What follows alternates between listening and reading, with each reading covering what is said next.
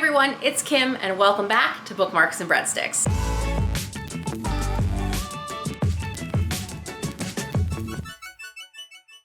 Welcome back to Bookmarks and Breadsticks. If you're new to my channel, a special hello. Welcome to the latest episode in Unwrap, my TBR. If you're unfamiliar with this series, I highly recommend you check out the playlist above and down below. In the years of 2020, I bought a crap ton of books, decided to wrap them all up, about 100 books, and each month I unwrap a book off the shelves and read it, DNF it, or donate it. For the month of August, I actually forgot to film. Well, what happened was I unwrapped the book, but none of the audio captured, so let's cut to me unwrapping this month's book.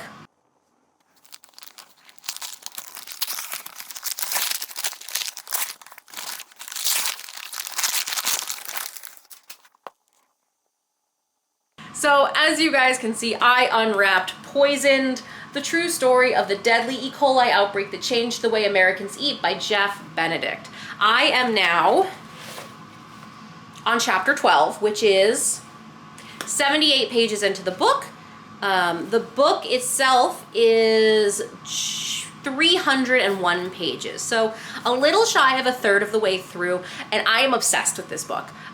The author in the author's note makes it very clear he's conducted over 250 interviews for this book and has decided to write each chapter from the perspective of the individual that he has been interviewing. So he writes from the point of view of parents whose children have E. coli that are in the hospital on the brink of death. He writes from the perspective of the CEO of Jack in the Box and the lawyers who team up to defend these families that are losing their children to this deadly outbreak. It is fascinating, and because you're writing or reading the book from the perspective of each of these individuals, it reads much more in a narrative sense. I feel like this would be an episode or a multi-series or a multi-arc or a whole series on like Grey's Anatomy style. Like Grey's Anatomy, the story opens, this little girl comes home sick with a stomachache. 3 days later, she's dead. She is 7 years old and she has died from E. coli, but parents have no idea what E. coli is. And the first child that dies, they don't actually even tell the parents that the daughter has died from E. coli. It's all happening so fast. It is an outbreak, and from the CEO, the CEO of Jack in the Box perspective, he doesn't even know what E. coli is and suddenly has a crisis on his hands. I must say, I'm only 80 pages in, but right now I have to say that the CEO really does not come off like a corporate America asshole who doesn't care. He is flabbergasted, he is scared and confused, he is complying with everything that the government and scientists are telling him to do. They tell him to close the stores, take the meat out of the supply chain, take it out of the stores, cut off your distributor now. He is doing everything he is told, but he is still so terrified because now he's closed 66 stores and all of these people have lost their jobs, but children are dying, and he has 2 daughters of his own. So I do have to say, going into this, I was really expecting this to be David and Goliath. Corporate America knew something and didn't say anything. Right now, it doesn't seem that way. What it seems like is that the FDA or scientists have known about E. coli longer than these business owners or these CEOs have, and now they have a crisis on their hands. I am, again, only 80 pages in. I'm gonna keep reading and I will check back in with you guys in a little bit. It is Saturday afternoon. I am being interviewed for a podcast at 4, so I'm hoping to check back in with you guys one more time tonight and finish this book over the weekend. But I do have to say, the last couple of Unwrap My TBRs haven't been as gripping as this one is, and I'm so excited to have a book that I'm really excited and like turning the pages for. This month, it's not that I didn't read a lot of books in August. I read 18 volumes of a manga. I just found that none of the books were just like, they didn't kill it for me. I don't do a star rating, but I guess like the best vibe I can say is that I read a lot of 3-star book vibes this month, books that were okay. This is the first one that feels at least like a 4, like an, oh my God, I need to know what happens. Enough that I'm talking to Dan about this book and being like, oh my God, I can't believe what's going on. And it makes me think about my own childhood, and like I grew up with parents that cooked meat well done, probably because of this E. coli outbreak. I might call my mom and be like, do you remember when this happened? Like, where were you? Did that impact the way we ate? Is that why pork became super popular? Because everyone was afraid of ground beef. More soon. I'll be back in a little bit. Bye.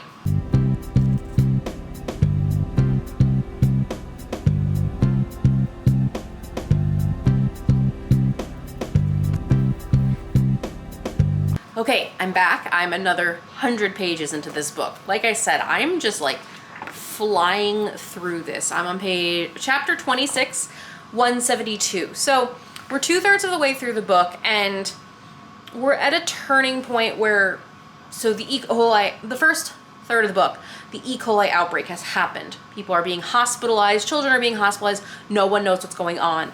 In this second third of the book, we're now at the point where the cases are dropping, but now 4 children have died in total, and it's really about how it's really about the relationship of the lawyers on both sides and how they have to go about, essentially, like, you want to win this business. It's a huge case, it's high profile and things like that.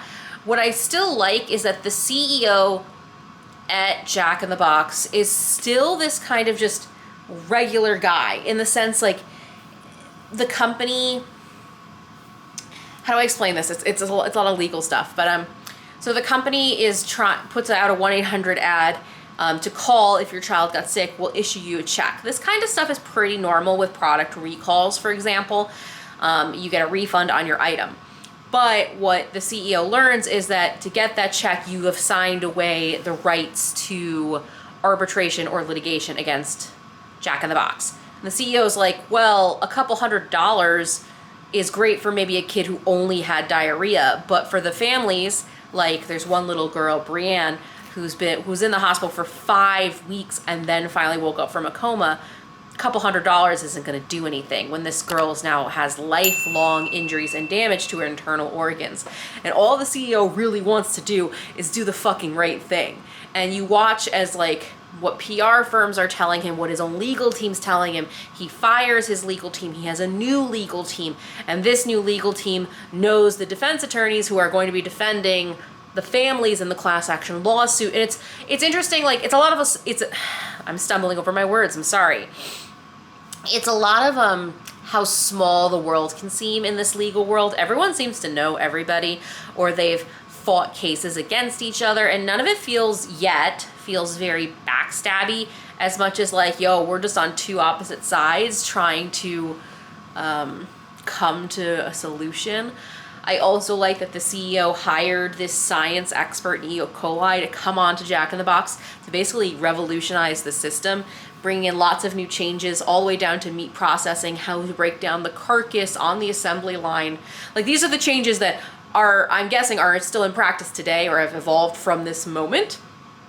So, like, to me, I'm watching a CEO who, like, has fucked up. Like, E.Coli, like, he's not saying, like, this is not my fault. A lot of shit has happened, kids are sick, kids have died, and a lot of people are sick.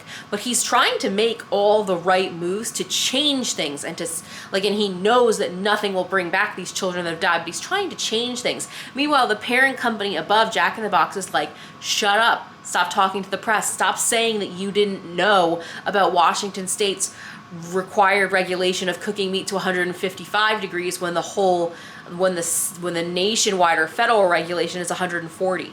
It's one of those unfortunate moments when a smaller company is owned by a larger company. The larger company doesn't want you to admit fault, but the smaller company and the CEO is like, there are people that are dead. Children are dead. Like, I didn't know about the Washington State regulation, and somehow it has fallen through the cracks. And, like, you are learning, like, how one person's negligence or overlooking one update has cost them this and cost people their lives. Now, I still think that element of the story is developing, because how on earth could Jack in the Box, that owns 66 restaurants in Washington State, not know about this temperature change? There's more to that story that's happening. Meanwhile, the little girl who's been in the hospital for... Oh, and I should say, all of those new changes, from the meat processing to supply chain, is pissing off other companies like McDonald's and the other big chains. And their scientist, Dave Thano, who's, like, making these changes, basically said, I work for Jack in the Box now, and I don't give a shit what McDonald's thinks. We're making these changes. So there's a lot of, like, other political things, because with changes, there's always controversy. People are complaining that the taste is different, that it's very costly to implement these new changes. And Dave Thano is basically like, I don't fucking care. We're going to do this because it's what makes, oh, kitty on the bookshelf. This is what's going to keep people safe. And that's another element of working in food that is very hard that I don't think the public sees. There are many times where if you want to do the right thing or just improve processes, there's tons of money involved and there's tons of things that get sacrificed. Your food will fundamentally change. I remember when Trix cereal went from artificial color to natural color, like natural flavor, artificial flavor, those transitions, when the consumer says they want natural, they want their food to taste exactly the same way. And what people don't understand is that artificial flavors are cheap to make because they're garbage and there's nothing good in them. But when you move to a natural color, you're using a natural resource like blueberries, beets are used for red. That is all very expensive. And the customer at the very end expects their cereal to taste exactly the same, and they fundamentally won't. And that kind of stuff is only just touched upon in this third, with McDonald's complaining, and not just McDonald's, but McDonald's, Taco Bell, Burger King, all represented by this national council. Like, they're all complaining. And David Thanos like, sorry, I don't fucking care. So I really enjoy that. I enjoy scientists that are in this space who aren't going to play by the rules of someone like McDonald's that can be a bully. So that was nice to see. The other part, the third part of the story that's still developing is that, oh my gosh, what was this little girl's name? Brienne? Is it Brianna? Sorry. So Brienne's mother is now, her daughter has woken up after a 5-week coma, literally like the day she's going to take her off of life support. She wakes up and now her daughter's alive, but has basically lost all of her cognitive ability. She has to learn to read, to write, to draw again. Her organs are so swollen that her body, they can't even suture her shut. She's just basically held together with gauze for all of the leaking fluids. So this mother's like, great, my baby is alive, but there's so much more rehabilitation that's going to happen. This child is going to have complications the rest of her life, and she knows that she needs help and a lawyer. And the other part of this is how Bill, this younger lawyer who's been thoroughly researching E. coli and wants to defend these families, he goes to the hospital alone, which normally, it explains in the book that normally you go with a senior partner because you're not supposed to be emotional when you take on these cases. He goes in and he looks at this little girl and he just cries. Like, he has to leave the hospital room and just starts crying because he's married to a woman who's beaten cancer and has daughters of his own, and it's really hard for him to recognize, like, this is no longer a client to win. This is a little girl, a 7-year-old girl whose life is fundamentally never going to be the same. And a mother, her mother, Suzanne, who was in the hospital for 5 weeks, lost 40 pounds just from stress and not eating, and is tired and scared. And now it's been longer than 5 weeks. It's been about 4 months of time. You know, a lot has changed for this family. So now he really wants to do right by them. And you get a little bit more of his personal story where he met his second wife and made fun of her haircut, and she explains that she's going through cancer treatment, so he felt like, holy fuck, I'm an asshole. And the next day brought her, left a teddy bear on her desk with like an apology, and they became friends after that. And it's like, I appreciate seeing human elements of lawyers, because I think in movies, lawyers can also look really cruel and heartless. Like, look, I don't know, like, I don't want to say I don't know what's going to happen, because I technically don't. I don't know this outbreak in history, and it's very fascinating for me. But I'm sure there's going to be a settlement somewhere in there. I don't think Jack in the Box is going to get out of this unscathed by any means, but I have 100 pages left, and I might just pound through and finish it tonight, because I'm just so fucking interested. I'm really surprised that this isn't a movie, in the sense that this feels like it's got the legal drama, it's got a family angle, it's got a big chain movie moment. I mean, I could imagine casting these lawyers and casting the CEO of Jack in the Box, a la the age of like a Tom Hanks at this point, because Tom Hanks is getting on in age. But like, there's so much meat in here for such a good movie, with these young families, these young, like, little child actors too. Like, I'm really surprised that no one thought about this as a movie. This could be like, this is like Oscar juicy good. Like, this is so good. I'm really like, and it's real. Like, this is written like a narrative, but it's all real. And also, as a reminder of how real it is, there's an index of all of the citations at the back and all of the places where you can get all of the testimonies and written records. Because remember, this is a real legal case. This all exists. So Anyway, I'm super psyched. I'm super psyched that it Unwrap My TBR. This might now usurp and be my favorite so far.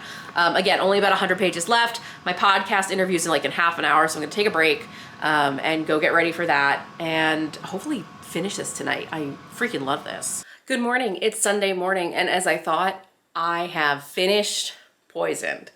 I flew through this book and I cannot say enough great things about it.